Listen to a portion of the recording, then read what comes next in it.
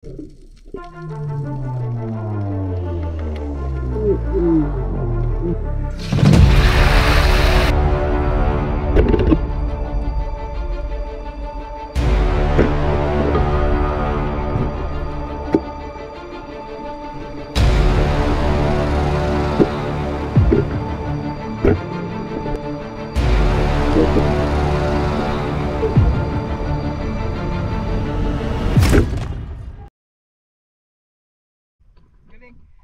mga amigo, let's go, let's dive. Sama natin si RG.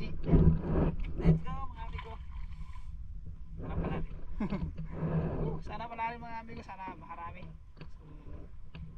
Let's dive. Magpalain. Tabayan man, let's go, let's go, let's go, let's dive. Malayo pa lang mga amigo. Ito yung unang bumungad sa atin. Ang tawag namin dito ay tagatungan or kartungan. Yan mga amigo, pa-comment naman sa baba kung ano ang tawag nyo sa ganitong klase ng seafoods. Maraming tinik, yung mga tinik niya talaga namang nasa labas. Pero masarap ito mga amigo sa ginataan. Bali, niluluto namin ito. Hindi ito butete, yung ganitong klase ng isda. Sa first catch natin, ito yung mapapana natin, isang bluefin trevally na good size na mga amigo. Tuhog kang trevally ka. Talakitok ang tawag namin dito. Ito yung first class na seafoods, lalo na kapag malaki, talagang napakataba. Hindi ito pumapayat yung ganitong klase ng isda. Talakitok yung tawag namin. Good size na yan mga amigo, pang ulam syempre. Dito ay makikita natin yung kala ko talaga napakalaking lapu-lapu. Yun pala, napakalaking butete.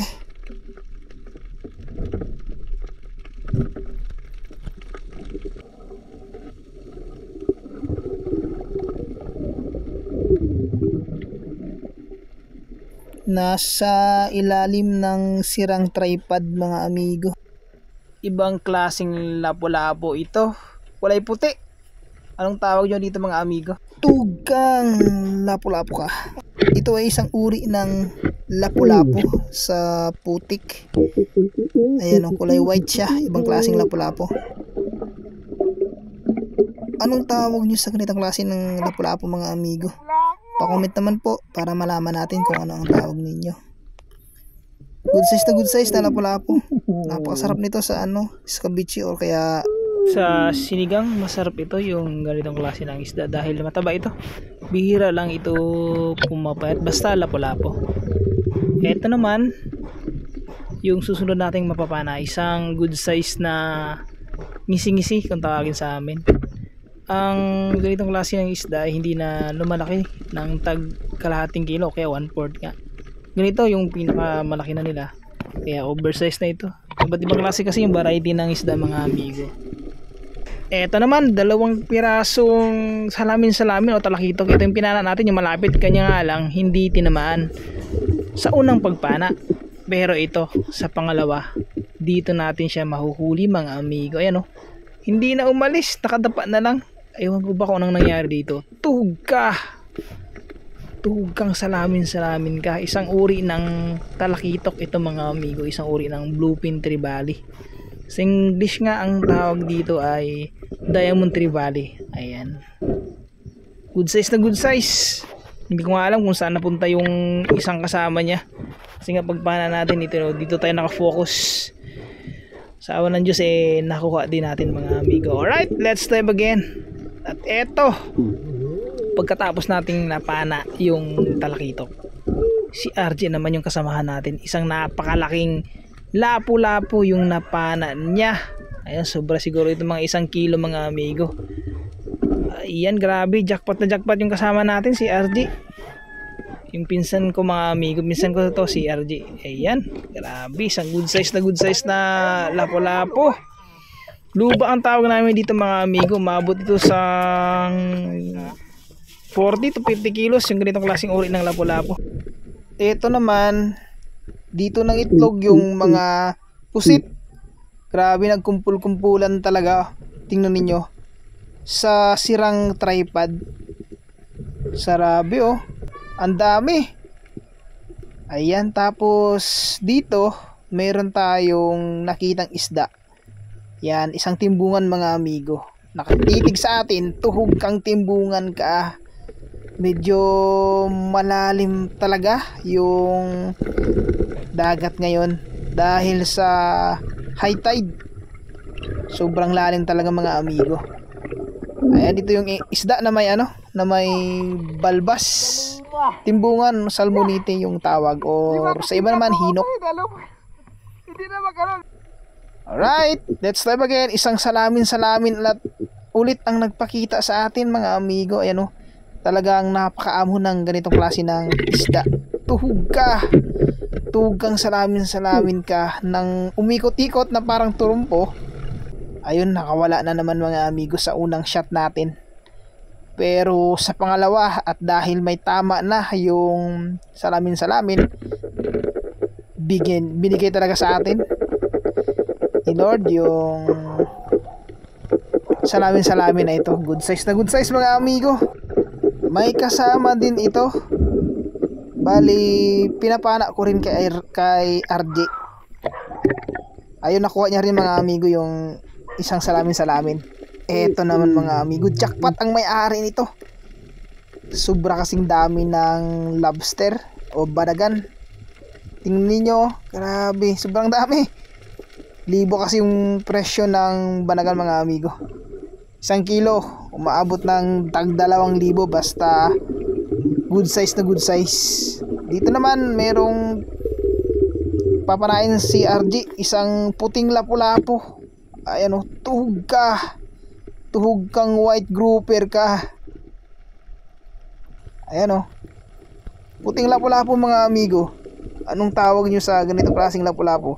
Ito yung lapu-lapu mga amigo na nasa putik nakatira. Lumalaki ito at mataba, kapareho ng unang napana natin mga amigo. Ito naman isang kalapato or salay mga amigo. Salay. Ayun tugang kalapato ka. Ito naman bihirang-bihira ito mapana mga amigo.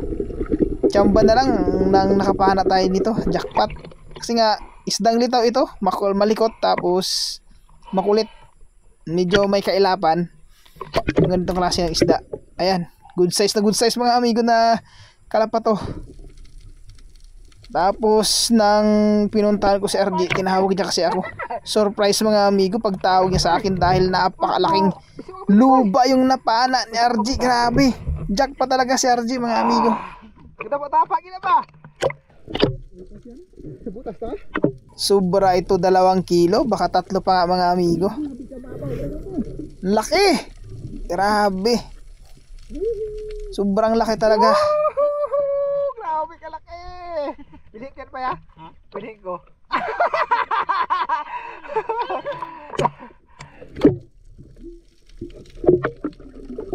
Meron na rin akong napanang luba mga amigo, pero hindi ganito kalaki. Mas malaki ito sa kanya. Jackpot. Libre ng ulam, may pangbenta pa mga amigo. Jackpot talaga yung pinsan natin.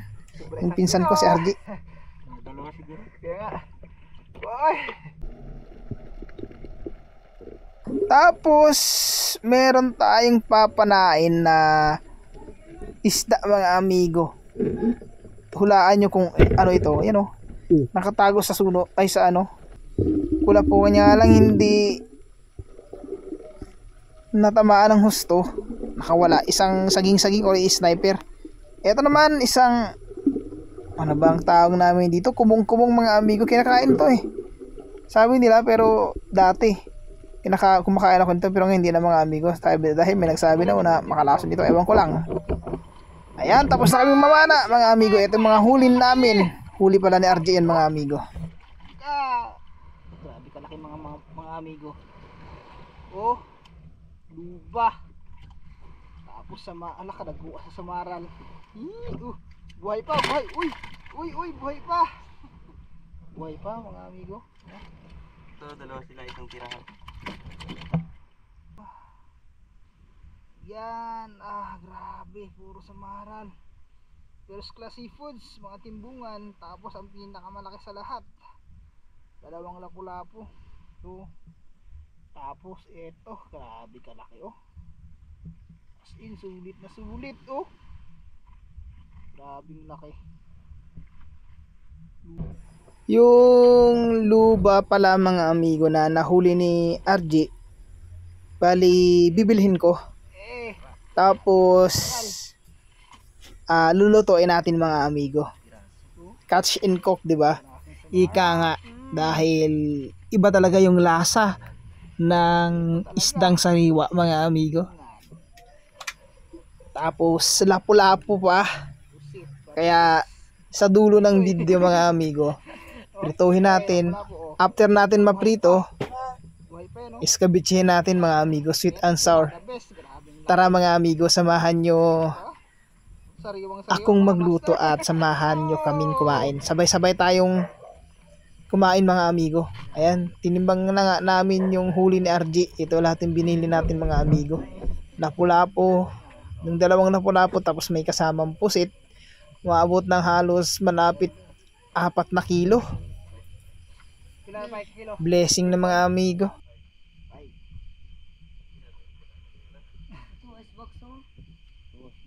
Lapu-lapu mga amigo. Yan, grabe kalaki.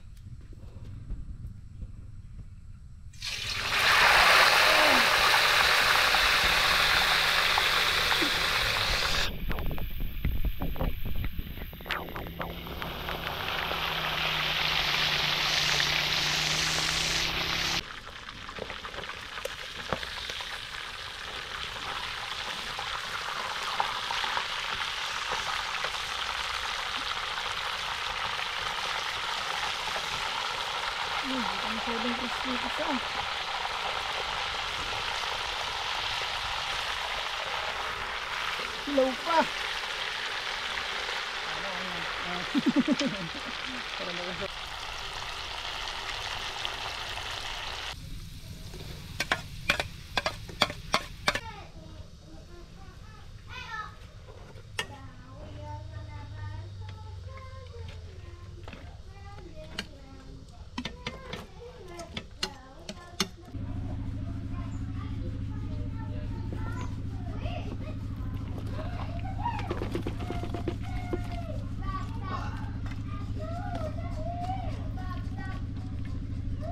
Wow.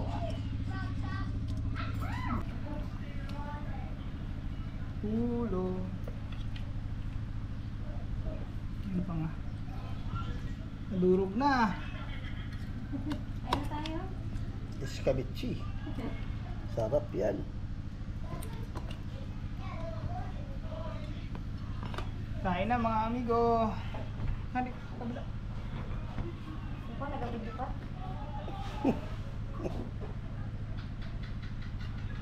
Kain tayo mga amigo. Sarap. Up. Yummy. Kain pa. No pa, no. Sarap. Talaga. Mo! Sarap yung escabeche. Wala may bitsin na. Ano? Bo. Beri kauna bo. Nah, ka bo. Talag saon lang di bo.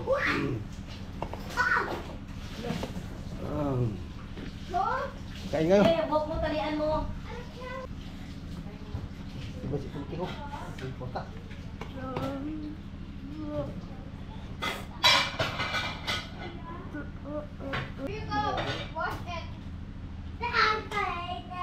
Arawan, buto. Lalakad ko no. Lalakad ko siya ngayon sa barang yung lalakad po. Dito sa barang. Tunok na eh. Tunok. Ha? Gado po ba? Kain kasi natin ka. Sayang na eh. Bad trip. Sayang ang view.